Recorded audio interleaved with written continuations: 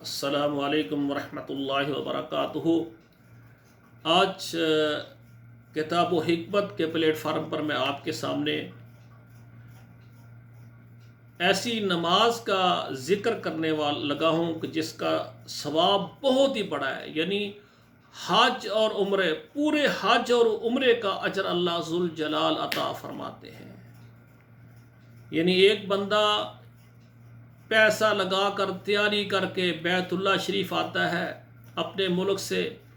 وہ اتنا وقت بھی نکالتا ہے، پیسہ جمع کر کے پھر ویزا لیتا ہے، پھر عمرہ کرنے کے لیے حج کے لیے آتا ہے، تو اس کو اللہ ذوالجلال حج عمرے کا ثواب دیتے ہیں۔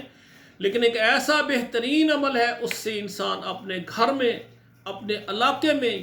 روزانہ چاہے تو حج اور عمرے کا مکمل اجر و ثواب لے سکتا ہے۔ یہ حج اور عمرے کا صرف ثواب ملے گا۔ جو بندے کے اوپر فرضی حج عمرہ ہے، اگر انسان کے پاس مال ہے اور انسان کے پاس اتنا زیادہ راہ ہے کہ حج کرنے کے لیے، عمرے کے لیے پیسے موجود ہیں،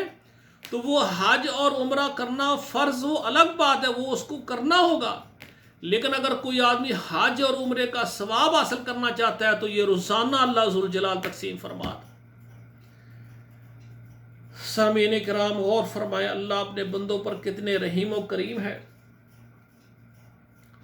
یہ جو نماز ہے نا اشراق کی، جس کو ہم نماز اشراق کہتے ہیں یا چاشت کی نماز، جو سورج کے نکلتے ہی 5-10 منٹ کے وقفے کے بعد پڑھ لی جاتی ہے، جس کی فضیلت میں یہ حدیث آتی ہے کہ جو شخص فجر کی نماز جماعت کے ساتھ پڑھ کر بیٹھا ہوا اللہ کا ذکر کرتا رہے، یعنی مسجد میں فجر کے لیے بجائے نماز پڑھ کر وہیں بیٹھا رہے، ذکر و اذکار کرتا رہے حتیٰ کہ سورج طلوع ہو جائے، پھر اس نے 2 رکعت نماز پڑھی اور اسے پورے حج اور عمرے کا ثواب ملے گا۔ تو میرے بھائیوں، بات یہ ہے کہ یہ بہت زیادہ اجر و ثواب ہے کہ جو بندہ فجر کی نماز پڑھ کے اور بیٹھا رہتا ہے۔ اسی طرح میرے بھائیوں، بات یہ ہے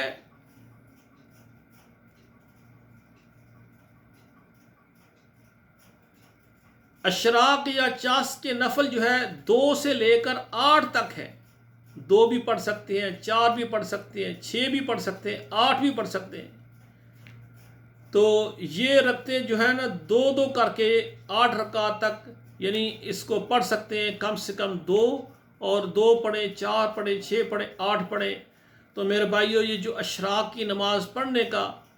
یعنی جو آدمی فجر کی نماز پڑھ کے اسی جگہ پر بیٹھ جاتا ہے جہاں اس نے نماز پڑھی، ذکر و اذکار کرتا رہتا ہے، پھر وہ اشراق پڑھ کے گھر آ جاتا ہے،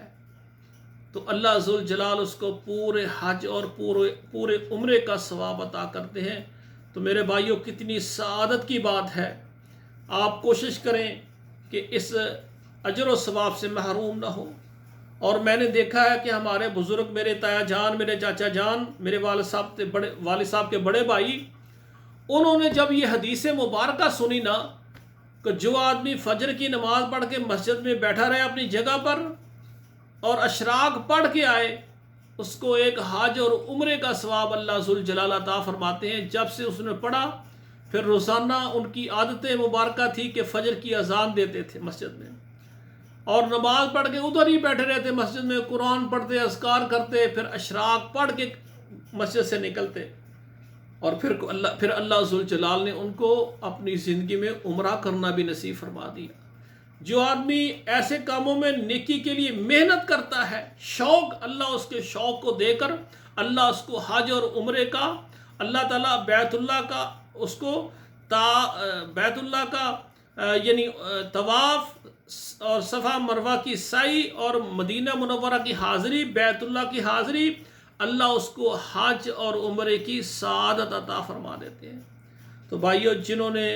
ابھی تک حج اور عمرہ نہیں کیا، میری دعا ہے اللہ ذوالجلال ان کو توفیق دے، وہ بار بار آئیں اللہ کے گھر۔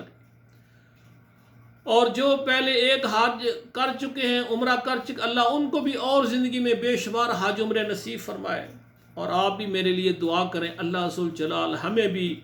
بار بار اللہ بیت اللہ کی حاضری اور مسجد نبوی کی حاضری اللہ نصیب فرمائے۔ اقول قولی ھذا استغفر اللہ لی ولکم ولسائر المسلمین فاستغفروہ انہ ھو الغفور الرحیم۔